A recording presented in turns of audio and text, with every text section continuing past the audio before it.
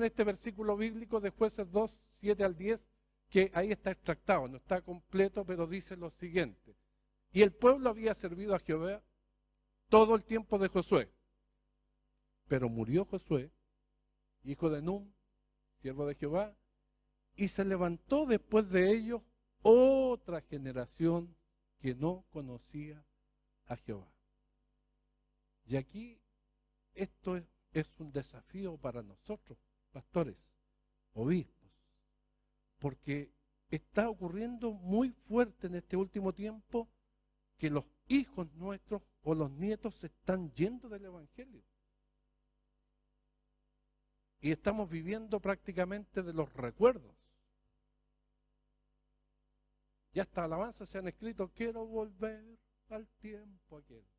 O sea, vivimos de los recuerdos y prácticamente no nos damos cuenta que si no transmitimos de buena forma la fe, pero también la historia nuestra, entonces vamos a tener la misma experiencia que pasó después que Josué murió.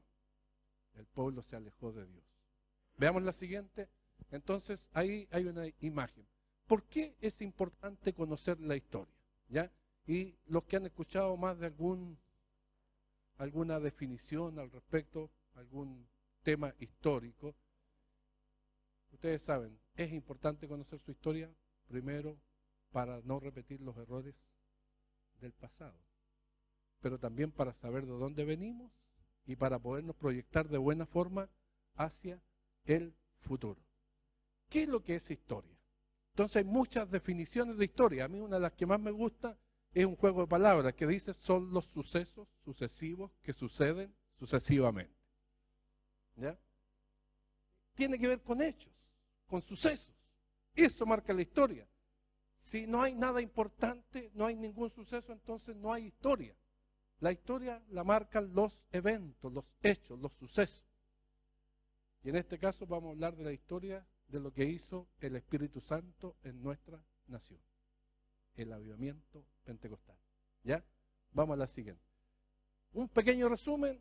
Si ustedes miraran el siglo XIX, fue el siglo XVIII, fue el siglo donde se independizó Chile. ¿Ya? 1810 es la fecha, aunque la correcta debe ser en 1818. ¿Ya? Y ahí está el tema puntual que nos cuenta la historia de acá. Entonces, el primer gobernante fue, primero en el 1810, José Miguel Carrera, en 1818 fue Bernardo O'Higgins. Bernardo O'Higgins ya fue el que tomó el control total de este país y abrió las fronteras. Y llegaron muchos extranjeros y más o menos después de la mitad de 1850 en adelante, llegan todas esas iglesias que están ahí.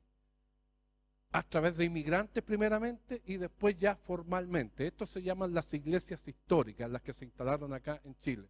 Los anglicanos, los reformados que después nunca más quedaron en Chile, la iglesia reformada. Los reformados se fueron de Chile y dejaron a los presbiterianos. Sus bienes se los traspasaron a los presbiterianos y en Valparaíso se formó lo que se llama la Unión Church, ¿ya? O la Iglesia Unida. Allá se juntaron todas las iglesias históricas para pelear ante el gobierno de turno y pedir sus derechos, ¿ya? Después luteranos y ya más o menos en las últimas décadas del 1800 los metodistas. Y pongo ahí también porque antes de que finalizara el siglo también llegó la Alianza Cristiana y Misionera, en 1897 para ser más específico, ¿ya? Entonces tenemos la llegada de las iglesias históricas.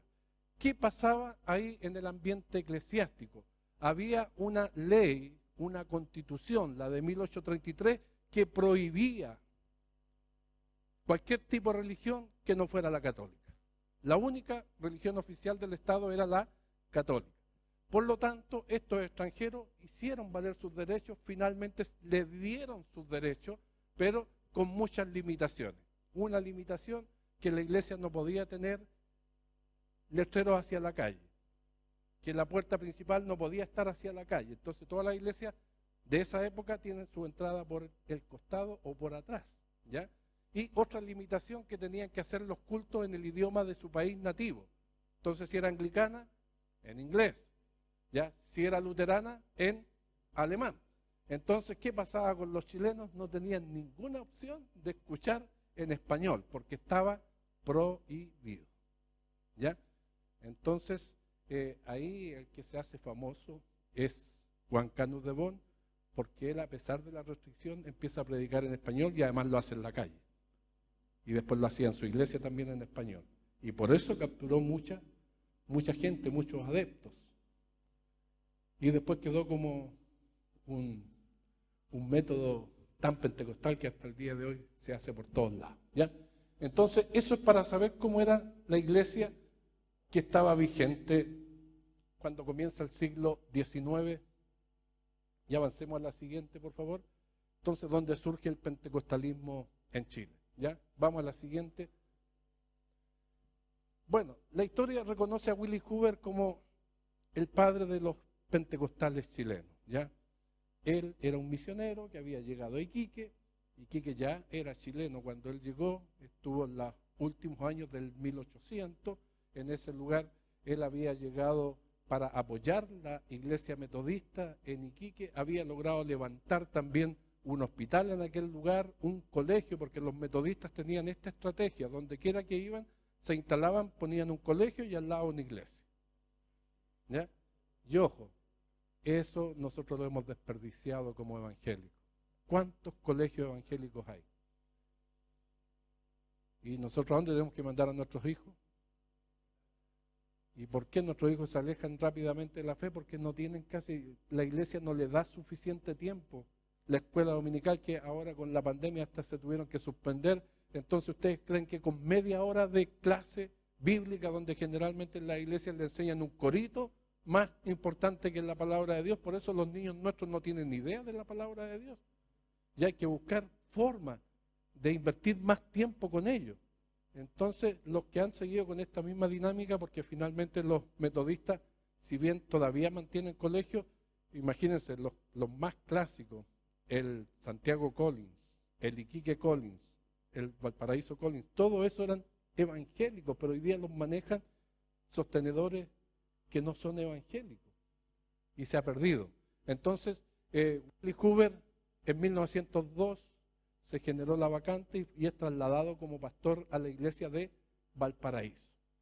Él pastorea esa iglesia, pero en 1906 hay un tremendo terremoto en Valparaíso que destruye su iglesia. Los que conocen Valparaíso, está el Congreso, al frente del Congreso está el terminal de buses, ¿sí? Y detrás del terminal de buses hay como una especie de vega, ¿sí? Donde venden verduras y ahí estaba la iglesia de Willy Hoover, la que se destruyó con el terremoto, ¿ya? Ahí atrás. Entonces, ellos habían comprado una propiedad en la calle El Olivar, que es donde ustedes entiendo que visitaron los pastores hace poquito. Esa iglesia es la que ellos compraron y que Willy Hoover empezó a construir su nuevo templo y por lo tanto tuvo que, sin iglesia, hacer culto y él le llamaron los locales. ¿Ya? Buscaban una casa donde había un grupo de hermanos en los distintos cerros y él entonces se repartía y visitaba los cerros y hacía cultos en distintos lugares. Y puso encargado en cada uno de los cerros a un encargado que se llamaba el guía. Estos son conceptos bien comunes en el mundo pentecostal, en los metodistas pentecostales. El encargado de un local es un guía de clase, ¿ya? Efectivamente. Entonces, imagínense, en ese intertanto, él cuenta, aquí trajimos el libro donde cuenta la biografía del mismo Willy Hoover de todas las peripecias que vivió producto del avivamiento pentecostal con su denominación, pero también cuenta qué pasaba en los cultos, ¿ya? Que por qué finalmente lo echaron de la iglesia, de la iglesia metodista. Pero él tenía un deseo ferviente de lo que estaba pasando en el mundo, también se viviera acá en Chile. En Estados Unidos había comenzado el avivamiento en 1901. Después se apagó un poquito y se reavivó en 1906, lo que se conoce en la historia como el avivamiento de la calle Azusa, ¿ya? Y en Estados Unidos uno de esos dos avivamientos había sido en Chicago y Willy Hoover era de Chicago. Él había venido de allá a pastorear acá a Chile y por lo tanto tenía contactos con sus pastores que conocían esa ciudad y le comentaban el avivamiento que había en Chicago y además que se había exportado después a otros países, en Europa, en la India.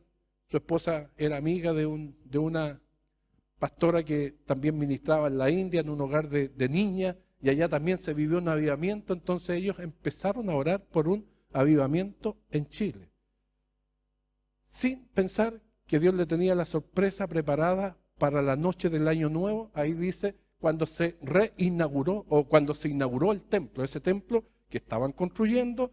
Entonces ellos en la calle El Olivar, ahí casi con Pedromón, lo inauguraron el 31 de diciembre de 1908, en el culto de Año Nuevo. Y ellos lo hicieron doble. Primero, invitaron a la congregación para despedir el año, y segundo, para inaugurar su templo. ¿Ya? ¿Qué pasó esa noche? Había mucha fiesta, mucho jolgorio, mucha felicidad, porque después de 3 años, acuérdense que desde 1906 que no tenían el templo, podía volverse a juntar toda la congregación. Y en un culto dentro de un templo, que lo habían hermoseado ellos y lo habían hecho lindo. Entonces, ¿qué pasó esa noche? Llegaron las 12 de la noche. Los que son pentecostales saben que los cultos los hacen para el Año Nuevo, y uno le dice, el primer abrazo es para el Señor, ya, y le damos el abrazo. Y bueno, después, hoy día ya casi en Valparaíso no se hace eso, porque como se tiran tantos fuegos artificiales, hay que terminar media hora antes para que los hermanos salgan a ver los fuegos artificiales. Pero en ese tiempo no estaba esa distracción, y resulta que los hermanos no se pudieron ir a la casa, porque descendió el Espíritu Santo en el culto de Año Nuevo, y se quedaron toda la noche hasta la mañana. Y en la mañana se fueron recién para la casa. Y de ahí para adelante empezaron a vivir manifestaciones sobrenaturales del Espíritu Santo. ¿Ya? Ese avivamiento empieza a ser notorio, lo que hoy día también es bien increíble, en enero y en febrero. ¿Qué pasa hoy día en enero y en febrero en las iglesias? Están los hermanos todos en la playa, paseando en la cordillera, pero esta iglesia estaba conectada con lo que estaba haciendo el Espíritu Santo. Y están los libros de registro ahí en esa iglesia metodista que pastoreaba Huber, donde sale la asistencia. La asistencia que las primeras semanas de enero y de febrero iba, ojo, a la escuela dominical, porque los cultos nunca se contaban en la escuela dominical. 100, 110, 120, 150, 180, 200, 240, 270, 300, 350, 400, 420, 500, 600, 700, 800, 900, en julio más o menos. Desde enero a julio creció casi a 1000 personas. Willie Huber hizo una iglesia para 1500 personas. Le hizo galería. La gente le decía, usted está loco, si tiene no más de 100 personas, ¿para qué va a hacer una iglesia de 1500 personas? En 9 meses el Señor se la llenó. Se la repletó. Y no caía un alfiler adentro, porque la manifestación del Señor era gloriosa. ¿Cómo alguno de nosotros podrá acordarse de los tiempos de la infancia, cuando en las iglesias había que sacar todas las bancas? Eso mismo él lo describe, que pasaba en la iglesia a la que él pastoreaba ahí en Valparaíso. Entonces, los hermanos, y ahí hay que leer toda la historia. El 12 de septiembre es la fecha que le pone la historia al avivamiento pentecostal, pero en realidad fue desde el 1 de enero en adelante. Y con el paso de los meses, la trifulca que hubo acá en Santiago, porque una hermana que era de la congregación de él, una jovencita, se llamaba Elena Laila, tenía un apellido inglés, viene, y habían 2 iglesias metodistas acá. Una está bien cerquita por acá, ¿ya? La de la calle Portales, que hoy día se llama Agustina, ¿ya? Con Cueto, ahí está la iglesia metodista, ahí visita, y la otra estaba en Sargento Aldea, que también hasta el día de hoy está ahí. Y ella visita una en la mañana y otra en la tarde. Y en las 2 no la dejaron hablar, porque la hermana tenía el don de profecía, y llamaron a la policía, y se armó una trifulca entre los hermanos que querían que hablara, los que no querían que hablara, ¿ya? Y los pastores que, siguiendo los formalismos de la iglesia metodista. Ojo, los metodistas hasta el día de hoy, por ejemplo, si cantan un himno y tiene 2 estrofas, cantan 2 estrofas. Y si la gente se emociona, bueno, no pueden cantar una tercera estrofa, emociónense en las 2 estrofas, ¿ya? ¿Qué pasa con los pentecostales si vemos que a las 2 estrofas se emocionan los hermanos? vamos repitiendo de nuevo. Y si siguen emocionados, lo repetimos de nuevo. Y si hay que repetirlo 10 veces, no hay ningún problema. Pero ellos son así de cuadrados, por algo se llaman metodistas, ¿ya? Por eso los extranjeros no entienden que en Chile hay iglesias metodistas pentecostales. Bueno, dice, o son metodistas o son pentecostales, ¿ya?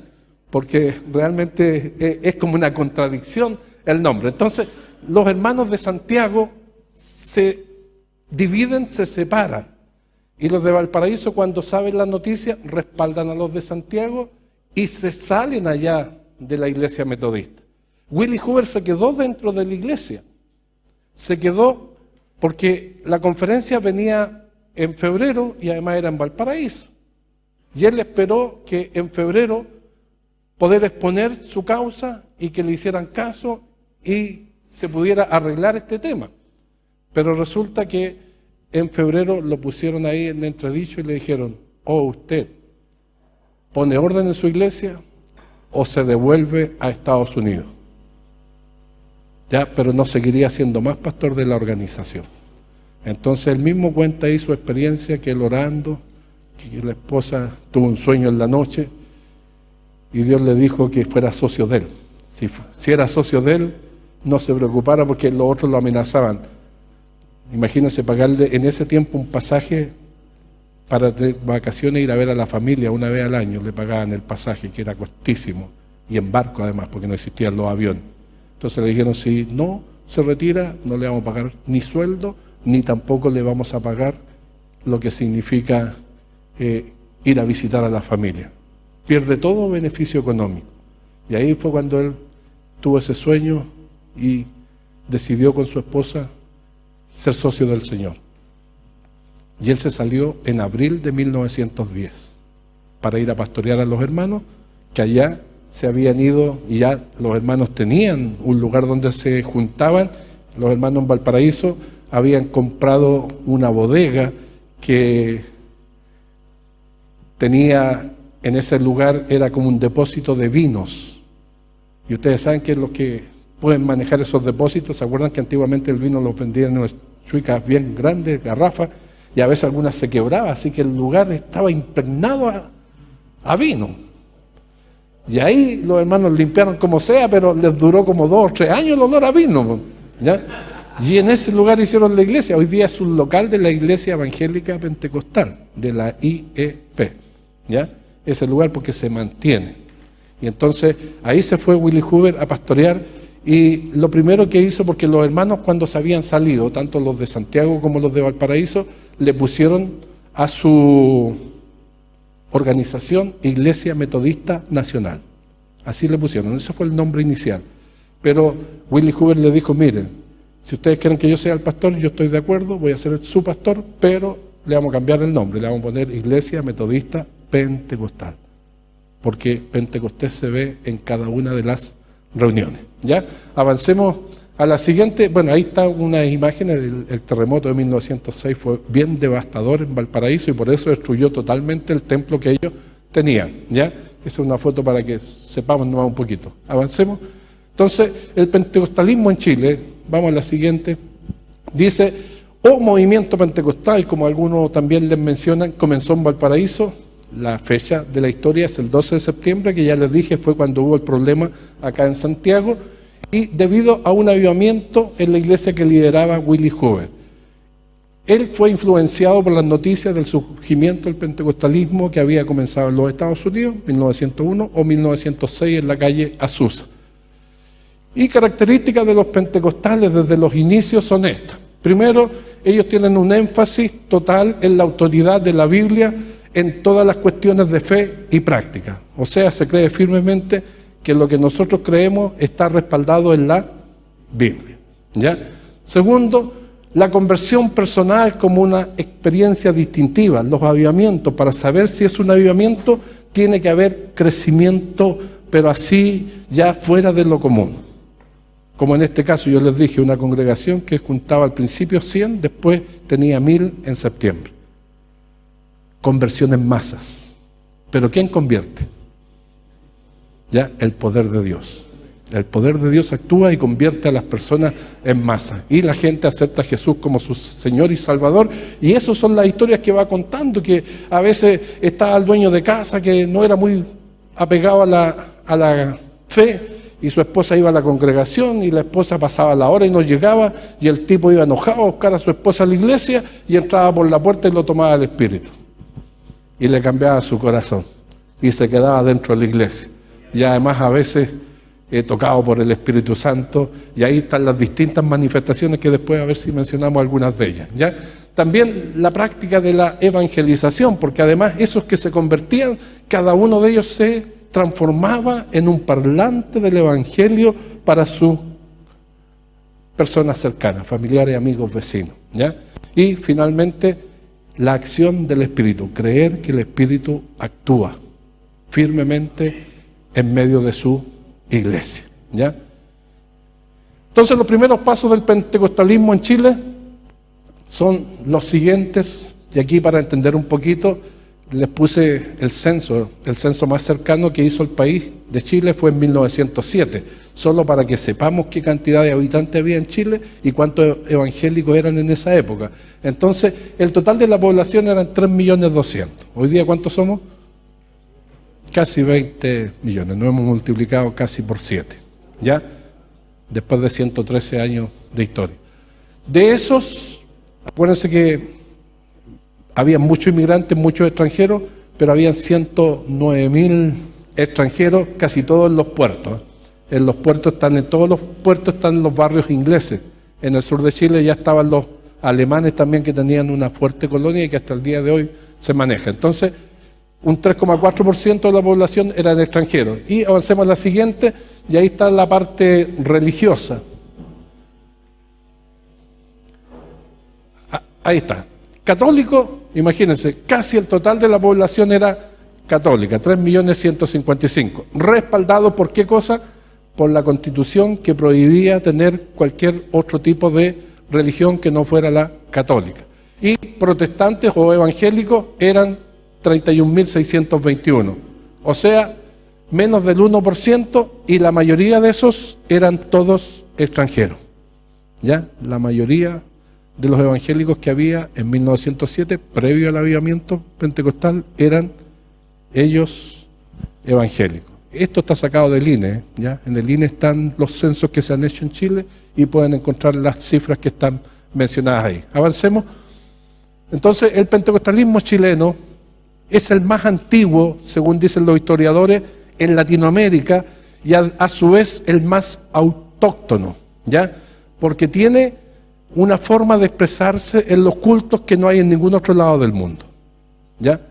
Un culto pentecostal chileno, con música pentecostal chilena, solamente se da en Chile o donde hayan chilenos en otro lado del mundo, ¿ya? Pero es exclusivo. Eso, tocar con mandolina. Yo, entre paréntesis, no solo soy pastor pentecostal, sino que nací justo para el cincuentenario. Nací en 1959, el avivamiento había sido en 1909. El nombre mío se lo debo al obispo de la época, que era Manuel Umaña Salinas, porque los papás le llevaban el bebé y le decían: mi obispo, ¿qué nombre le ponemos a esta criatura? Y él le decía: pónganle Manuel como su obispo, ¿ya? Y en el centenario pentecostal me tocó dar una charla en la iglesia del avivamiento pentecostal, donde hablé de las sorpresas del avivamiento pentecostal, ¿ya? Las sorpresas del movimiento pentecostal. Lo pueden buscar en Google, está el documento, y menciono 6 sorpresas. 3 cosas que no estaban al inicio y aparecieron después, y hoy día son muy comunes. Y hay otras 3 cosas que sí estaban y desaparecieron. Les menciono solo una de las 3 cosas que estaban. Al principio la iglesia metodista tenía oficialas.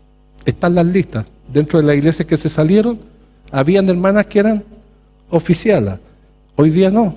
¿Por qué? ¿Qué pasó? Y cuando las mujeres piden sus derechos, resulta que la iglesia metodista pentecostal en los inicios sí tenía mujeres que desempeñaban el cargo de ser una de las ayudantes del pastor, ¿ya? No, oficialas le llamaban, ¿ya? Así está en los registros de la historia de los metodistas. Ahora, en el caso de las sorpresas de lo que no estaba y está después, la danza pentecostal. La danza pentecostal salió 10 años después, Ya al principio no había danza pentecostal, tampoco había música como ahora, porque eso lo vamos a mencionar, pero después con el paso del tiempo se fue integrando.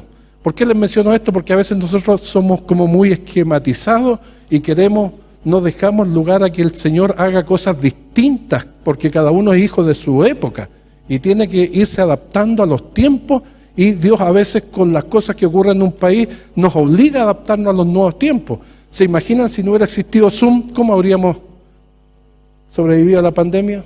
Pero ¿qué es lo que hizo Dios? Trajo esta tecnología y nos permitió seguir con la iglesia presente en tiempos de pandemia, ¿ya? Entonces, ahí está quien escribe esa frase, Henry Schaffer. Entonces, el pentecostalismo chileno, nace en el seno de iglesias extranjeras. La iglesia metodista era una de las iglesias que había llegado desde el extranjero a Chile. 1909 fue el episodio crítico, 1910 cuando el líder Willy Hoover se va a pastorear a estos hermanos.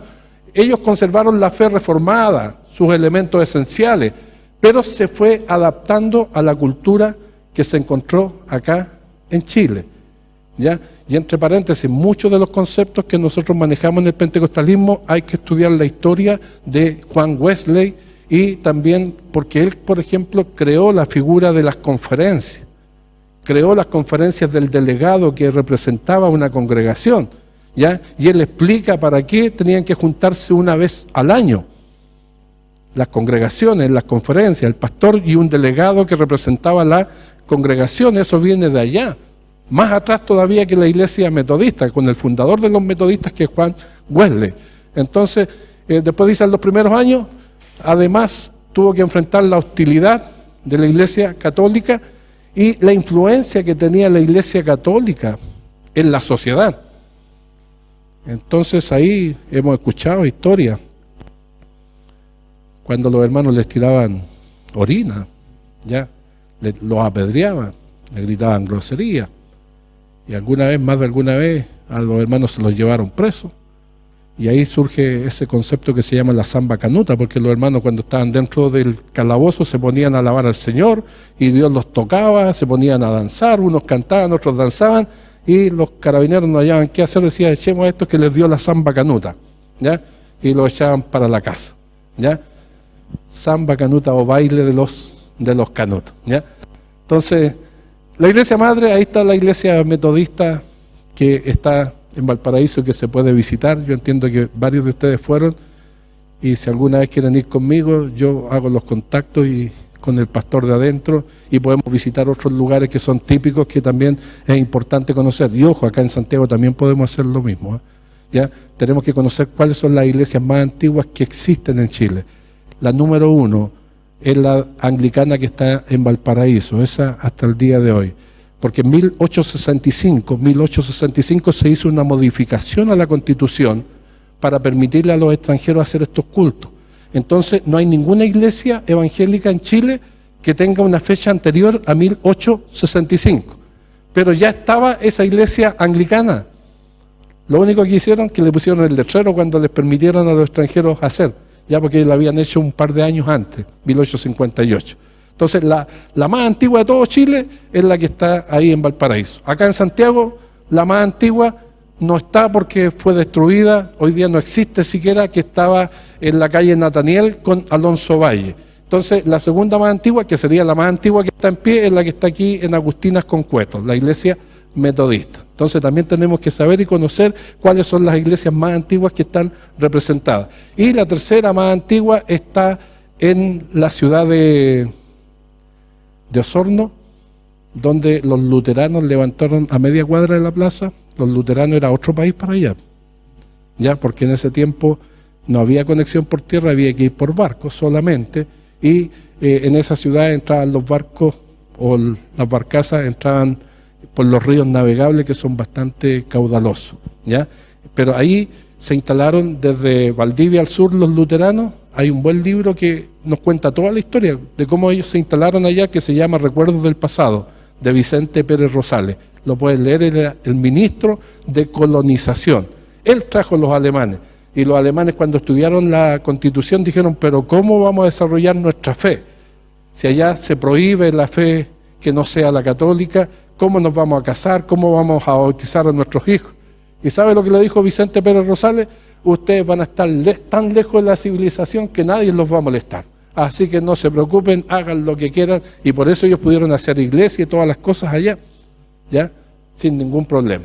Entonces, en 1909 comenzaron las manifestaciones espirituales y que dan origen al movimiento pentecostal en Chile. Vamos a la siguiente, por favor. Y la noche específica, y ahí yo donde les decía, si tal vez tuviéramos que poner una fecha, la fecha mejor sería julio más que septiembre. Yo no sé si alguno de ustedes participó en los 100 años, en realidad no se celebraron 100 años acá porque ya estaban todos divididos, estaban peleados los pentecostales.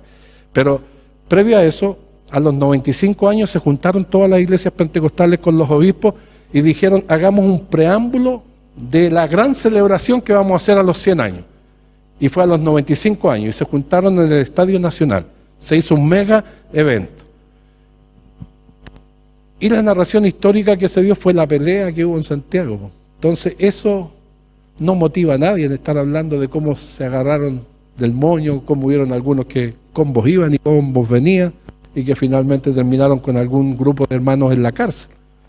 Entonces eso no dignifica al Señor, pero lo que sí dignifica que en julio de ese año la iglesia había alcanzado la cantidad de 1000 miembros en las escuelas dominicales. En la noche los cultos estaban al tope con la cantidad de la capacidad que tenía el templo, que eran 1500 personas, ¿ya? Eso sí, porque ahí había manifestación del Espíritu, como se menciona algo en aquel lugar, ¿ya? Entonces, ahí tenemos algún registro y en el libro salen muchas otras experiencias. Avancemos a la siguiente.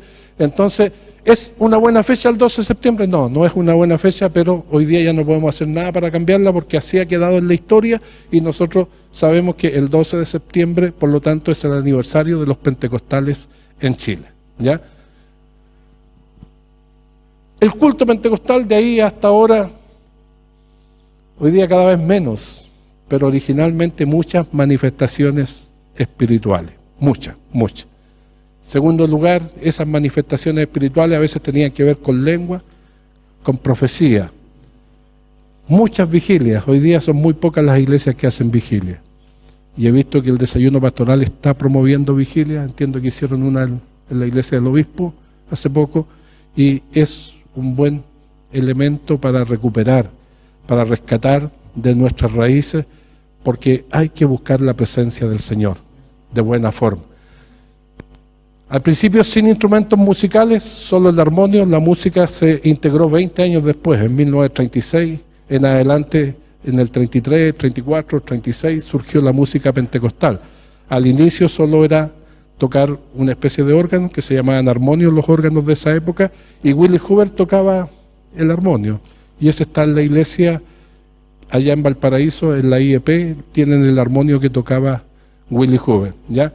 También era muy común el espacio para que los hermanos dieran testimonio, al punto que los pentecostales más antiguos sabían que un día de la semana en las iglesias pentecostales se llamaba el culto de testimonio, ya la noche de experiencia, así le llamaban, ya, donde los hermanos contaban lo que había hecho el Señor con ellos. Y las tres glorias a Dios que surgen en una esquina del púlpito, en la iglesia metodista, en una noche de esas gloriosas, un hermano se para como un militar y da como una especie de salva al Señor, y se para ahí, se cuadra y dice, gloria a Dios, gloria a Dios, gloria a Dios para siempre, y después empezaron a repetirlo, y al final, hoy día no hay iglesia pentecostal que no dé gloria a Dios, y algunas dan más de 100 por culto, ¿ya? Así que hay que tener buen estado físico ahí para dar gloria al Señor, ¿ya?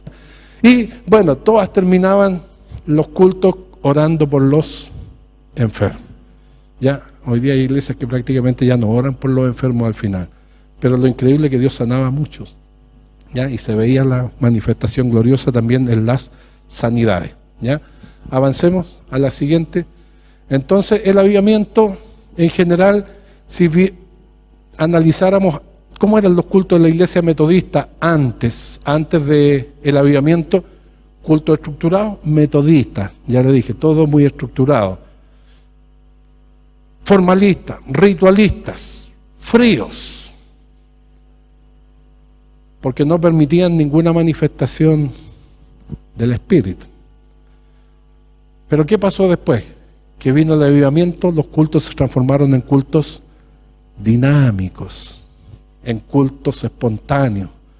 El desorden santo que trae el Espíritu Santo, o sea, si estamos cantando un coro y alguien no aplaude, como que la música invita a aplaudir. Y aquí hay un libro que es un preámbulo, pero tal vez de 100 años más atrás todavía, que es el de los cuáqueros. ¿Han escuchado hablar de los cuáqueros? Los cuáqueros, la palabra viene del cuáquer. ¿A cuánto han tomado cuáquer alguna vez? Han ido al supermercado y compran una cajita de cuáquer, ¿y quién sale ahí en la caja? Sale un tipo que tiene una peluca blanca, ¿ya? Entonces el padre de los cuáqueros es un hermano en la fe que se llamaba Jorge Fox. Entonces es una buena biografía para leer.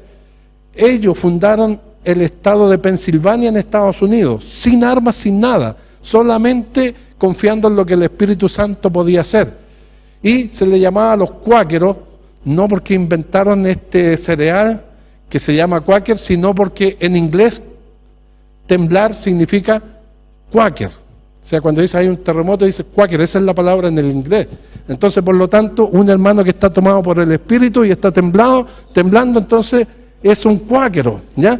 Entonces lo toma el Espíritu y él escribe, dice, yo no concibo un creyente que crea en el Espíritu Santo y que no lo disfrute, que no lo sienta en su corazón, que no lo exprese en su vida.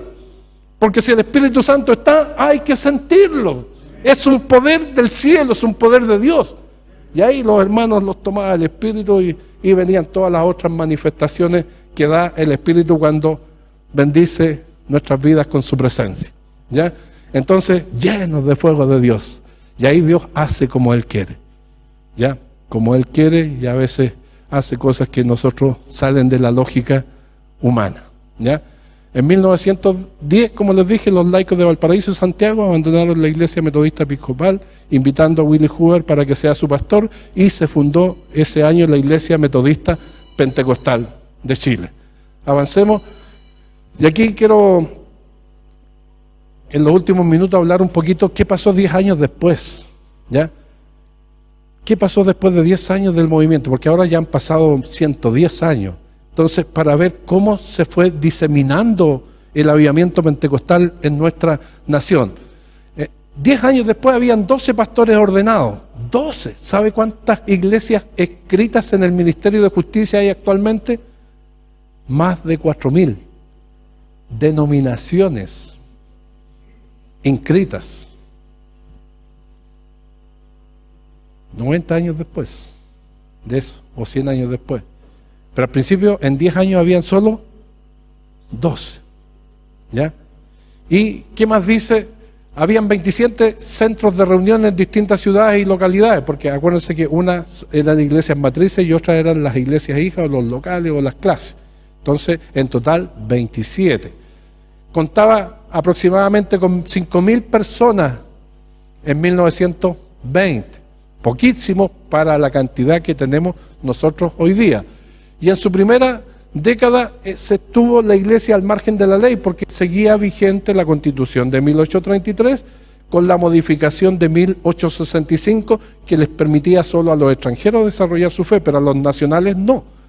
Por lo tanto, los nacionales que empezaron a hacer su culto en español estaban fuera de la ley, ¿ya?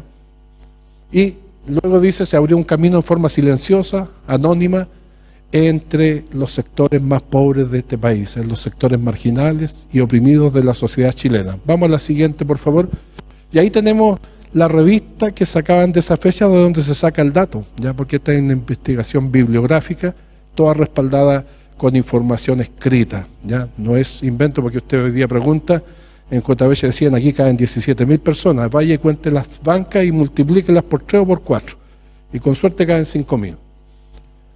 Entonces parece que sumaban los ángeles y los arcángeles para llegar a 17.000, pero no, tenemos que ser también aterrizados y no sobredimensionar cosas que no tienen que ver con la realidad, ¿ya? Entonces ahí están los 12 grupos, y los 27 con sus otros cultitos más pequeños. Avancemos a la siguiente. Entonces, esta información se sacó ya de los Chile Pentecostal y Chile Evangélico, que muestran cómo se fue diseminando el pentecostalismo en la primera década después del avivamiento pentecostal. Vamos a la siguiente. Entonces, hay nuevas iglesias que se van formando. Hay otras iglesias distintas a las dos de Santiago y la de Valparaíso que se fueron agregando a la división que se produjo en 1909. Y también hay nuevos campos que se llamaban la misión, donde se mandaban obreros para abrir una nueva iglesia. Y aquí se hace muy fuerte los pocos que había, que cada uno de ellos era un evangelista. Se comprometían con el evangelismo. Y ojo, cuando no habían los recursos que tenemos hoy día, ya no habían los medios de transporte, los hermanos tenían que ir a caballo a muchos lugares lejanos y hacían los esfuerzos más grandes que uno pudiera hacer para poder llevar el evangelio a otro pueblo o a otro lugar. También la migración a otras ciudades ayudó bastante, porque esto también hasta el día de hoy se usa. O sea, si un hermano de una congregación le dice a mi pastor, me voy por decirle a Talcahuano, sí, dice, ya no hay iglesia, ¿y qué le parece si abre una iglesia ya? Entonces era la forma también que se usaba para ir expandiendo el evangelio. Sigamos a la siguiente. Lo más clásico fue la predicación a la calle, que desde el principio el Señor apoyó con mucha fuerza. Pero ojo, no habían los distractores que hay hoy día. Entonces por eso cuando uno piensa y quiere volver a esto, y hoy día nadie nos escucha, pasan todos de largo. En ese tiempo no había cine, no había televisión, no había mall. Y qué entretenido era escuchar un grupo grande de gente, y dicen los que son especialistas en el crecimiento de la iglesia, que gente atrae a gente. ¿Ya? Entonces mientras más grande el grupo de gente, más atrae. Y si a eso le agregaron después la música pentecostal, entonces mucha gente iba por la música y Dios tocaba el corazón y quedaban ahí cautivados por el evangelio. Vamos a la siguiente. Entonces también se empezaron a nombrar nuevos pastores. La mayoría eran obreros en cuanto a su oficio, no tenían ninguna profesión. Hoy día la mayoría de los pastores tenemos algún otro oficio. Yo trabajé 25 años en banco y fui ejecutivo bancario. Dios me sacó de ahí para dedicarme al ministerio, y créanme que la bendición ha sido mayor en el ministerio que estando en el banco, donde ganaba buena plata. ¿Por qué razón? Porque Dios sabe sostener a cada uno de los suyos. ¿Ya? Si Él nos llama, Él nos provee. ¿Ya? Y esa es una bendición que hemos verificado desde los inicios. Estos primeros hermanos que fueron líderes o pastores debían trabajar para sustentarse, pero trabajos humildes, jardinero en el barrio alto, zapatero en otro lado, panadero por otras partes, obreros de la construcción, muchos de los pastores iniciales, pero todos eran casados, no se mandaba ningún soltero al ministerio, porque ahí eran, diríamos, celosos de lo que dice la Biblia, que debe ser marido de una sola mujer. Y la edad promedio de estos primeros pastores era, cuando fueron mandados, entre 25 a 30 años en promedio, cuando fueron enviados. Y hay múltiples testimonios de estos pastores de esa época, de lo que fue su llamado milagroso y de cómo Dios les proveyó para que ellos pudieran vivir en semejantes necesidades. ¿Ya? Y también otra cosa importante es que el líder mayor, en este caso Willie Hoover, atendió la obra visitando la obra en cada lugar. La visita del superintendente, porque así le llamaban. Entonces, él como líder principal visitaba cada una de las congregaciones que había. Y a pesar que no están los medios hoy día, porque imagínense ir a Valparaíso, hoy día ¿cuánto se demora uno en un auto? 1 hora, si es que le pone la chala, 1 hora y media, ya, 2 horas, si es que, ¿sabe cuánto se demoraba a caballo? 2 días, 2 días. Y cuando se hizo el tren, 5 horas. 5 horas, era lo más rápido que había. ¿Ya? Entonces, hoy día es una bendición poder visitar congregaciones por todos lados, pero en ese tiempo, y nunca se dice que Willie Hoover a un viaje le dijo que no, sino que él estaba en todos lados y para el sur. Imagínense cuánto se demoraban en los viajes. Ahí está cuando está en Gorbea. ¿Alguien sabe dónde está Gorbea? ¿Ya? Entonces está bastante al sur. ¿Cuánto se debe haber demorado en ese viajecito desde Valparaíso a Santiago? Y después de ahí ya estaba el tren funcionando, gracias a Dios. ¿Ya? Veamos. Y la mayoría de los miembros de las iglesias pentecostales originalmente eran de la clase baja de la sociedad. Por eso somos estigmatizados hasta el día de hoy. ¿Qué piensa la gente? Usted es pentecostal, este es como ignorante. Pero ahí estamos los nuevos pastores que podemos honrar al Señor, porque Dios nos ha permitido prepararnos académicamente, con estudios superiores algunos, y además otros con estudios bíblicos, como en el caso mío. Entonces podemos honrar al Señor y decir, Dios ha sido bueno con el pueblo evangélico chileno. ¿Ya? Veamos la siguiente. Entonces, los recursos y la administración, ¿cómo empezaron ellos a administrar la obra del Señor? Entonces, ahí está mal escrito, se me confundió la letra, ¿ya?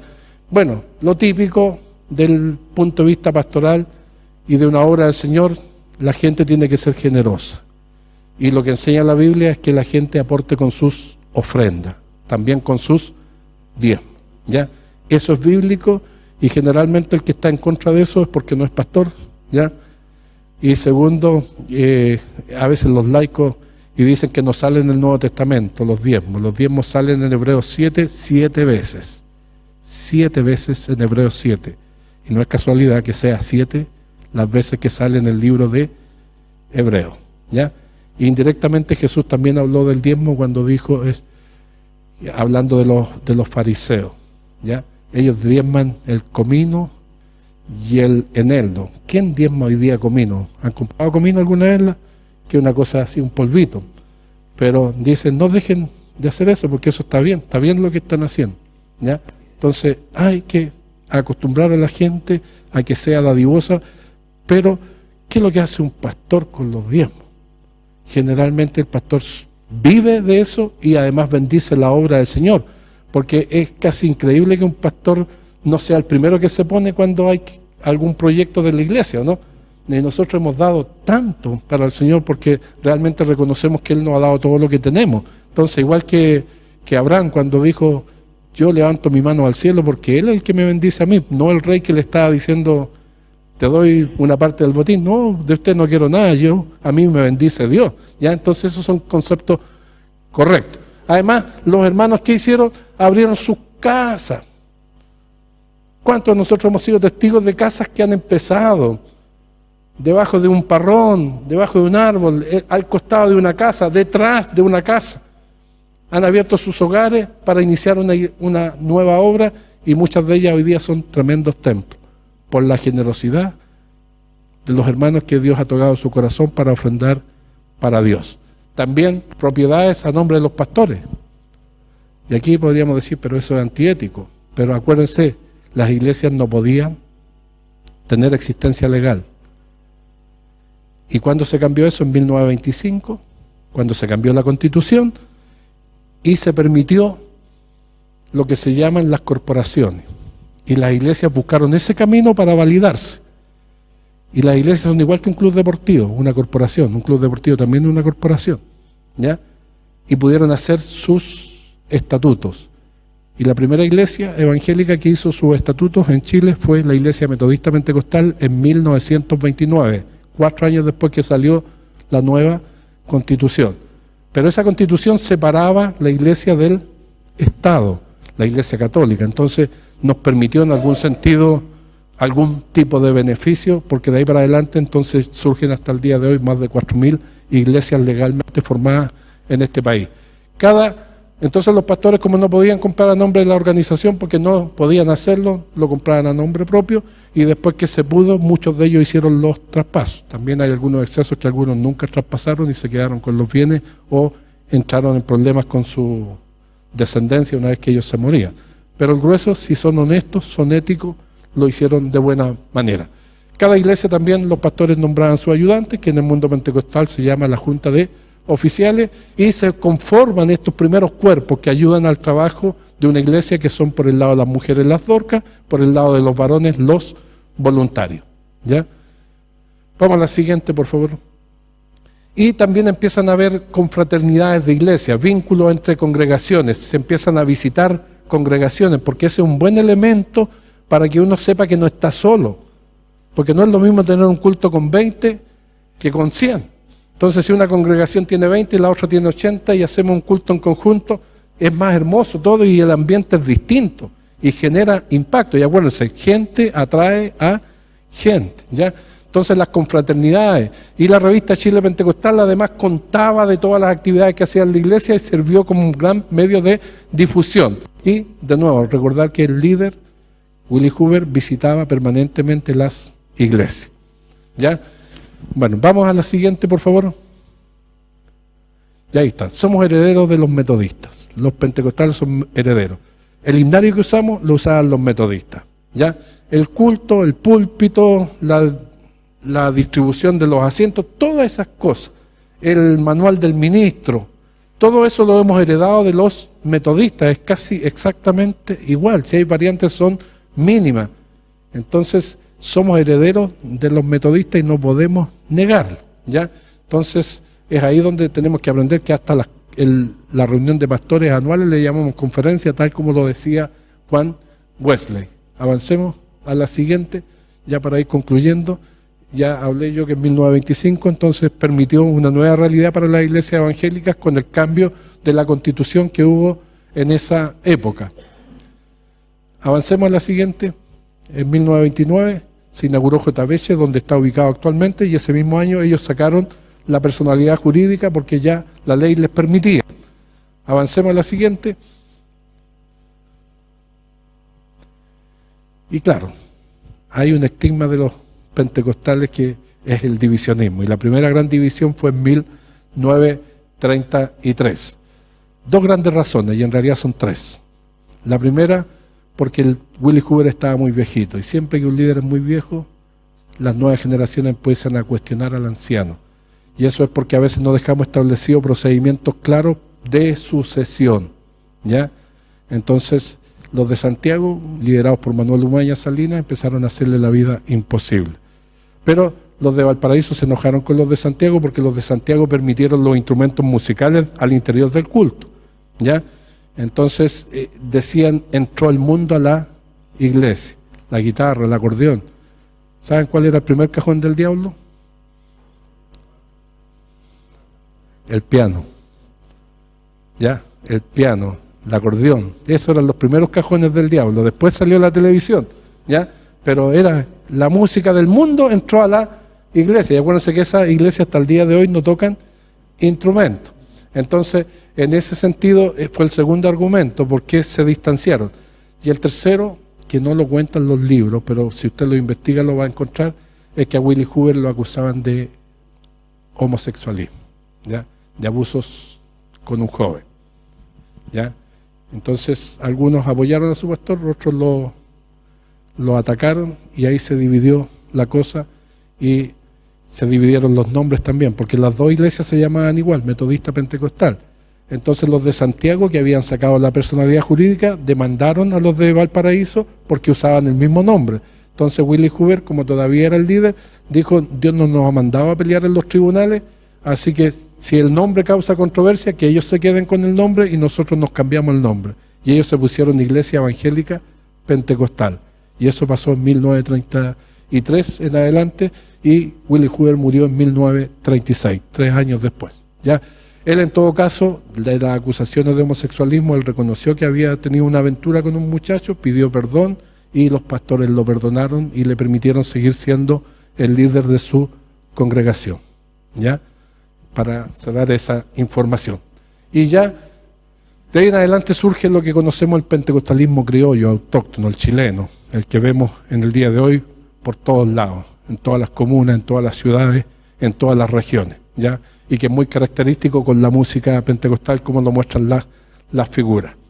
Avancemos a la siguiente, y ahí tenemos un cronograma de cómo se fueron mostrando y apareciendo iglesias desde 1909. En 1910 la iglesia Misión Pentecostal, o sea, la misión de la Iglesia del Señor, la primera es la Metodista Pentecostal, después la IEP, después la Iglesia Pentecostal de Chile, y allá pongo la mía, que en 1965 apareció en la historia, la Iglesia Unida Metodista Pentecostal.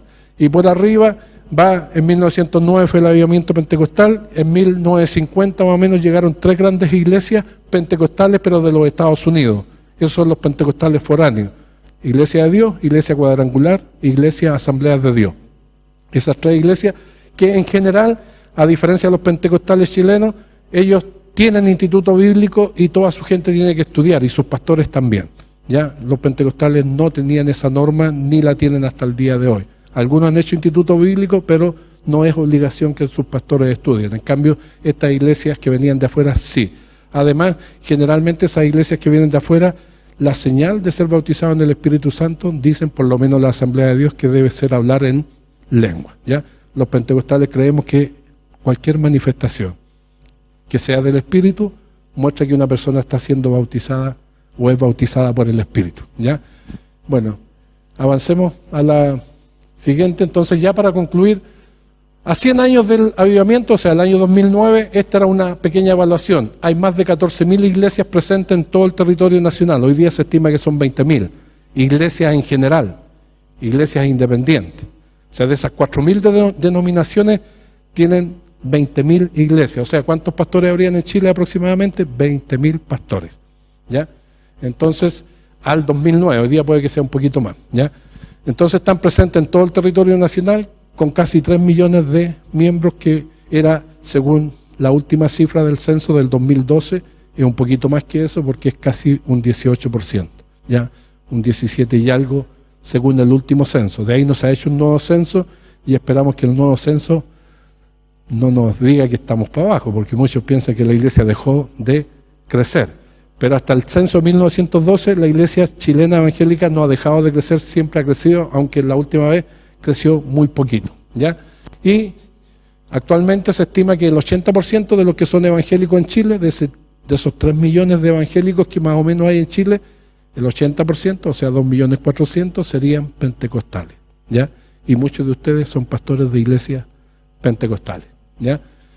Entonces, con esto ya termino. Un avivamiento se da para poder vivir la misma experiencia que vivieron en 1909. En primer lugar, en ambientes de santidad. Dios no puede manifestar su poder en ambientes de pecado. Entonces uno tiene que estarse siempre evaluando. Acuérdense que Pablo le dice a Timoteo, ten cuidado de ti mismo, ¿ya? Entonces mirarnos, ¿cómo está mi santidad? Porque si queremos que Dios nos use, tenemos que ser santos para Dios. Luego, en ambientes de oración. Y ustedes saben, si usted invita a la iglesia a orar, ¿cuántos van? ¿Cuántos van? Entonces por eso la iglesia anda ahí a medio morir saltando, porque a la gente no le gusta orar, y a veces se nos pega a nosotros los ministros eso. Entonces es lindo estas motivaciones que se hacen desde las agrupaciones pastorales, que nos acostumbremos a clamar al Señor, a orar a Dios, a pedirle que descienda su poder desde lo alto. Y finalmente dice ahí, en ambientes de crisis. El apóstol oraba y justamente hacía mención a eso en su primera oración. Ambientes de crisis en la sociedad y también en la iglesia. Yo les pregunto hoy día, ¿hay crisis en esta sociedad? Parece que más que nunca, ¿no? ¿Necesitamos un nuevo avivamiento? ¿Qué diríamos? Entonces ahí están los parámetros. Si nos ponemos a orar más, si vivimos una vida de más santidad y tenemos una búsqueda intensa del Espíritu, ténganlo por seguro que Dios mandará un nuevo avivamiento a nuestro país. ¿Ya? Y finalmente, con esto termino. El desafío. Imagínense. Los primeros pentecostales, imagínense, hasta 10 años después no eran más de 5.000. Con los pocos que habían, ellos hicieron mucho, al punto que hoy día han llevado a más de 3 millones de evangélicos en Chile. Pero hoy día, cuando dentro de esos 3 millones de evangélicos hay tantos que son profesionales, tanta gente que ha tenido un ascenso social producto que entró el evangelio a una familia. Entonces la pregunta es, ¿hoy día podríamos hacer mucho más que lo que hicieron al principio? Y ahí está el desafío. Que motivemos a los nuestros, a nuestra gente, a nuestros hermanos, a cada uno de ellos, para que tenga esta búsqueda intensa del Señor, para que Dios nos acompañe y nos visite con poder de lo alto. Un avivamiento es una visitación del Espíritu. Y están dados todos los elementos para que nuestra generación, nuestro tiempo, podamos ser testigos de un nuevo avivamiento. Con esto termino. La gran noticia que les traigo es que Dios en cada siglo ha mandado un avivamiento. No ha habido siglos de la historia de la iglesia en que Él haya dejado de enviar un avivamiento. Y tal vez en otra ocasión podría comentarles los avivamientos por lo menos de los últimos 5 siglos, desde la época de la Reforma, para que se den cuenta. Y ojo, ningún avivamiento es igual al anterior, porque el Espíritu de Dios es soberano y Él toma como quiere, pero siempre trae bendición a una iglesia que está en crisis para poder ayudarles a superar lo que está viviendo una sociedad que está en una crisis mayor. Pero siempre hay un remanente fiel que mantiene estos principios: más oración, más santidad, más búsqueda del Señor. Y si eso se da, entonces ténganlo por seguro que el Espíritu Santo nos va a acompañar. ¿Cuántos quieren esta búsqueda? Entonces les invito a que se pongan en pie.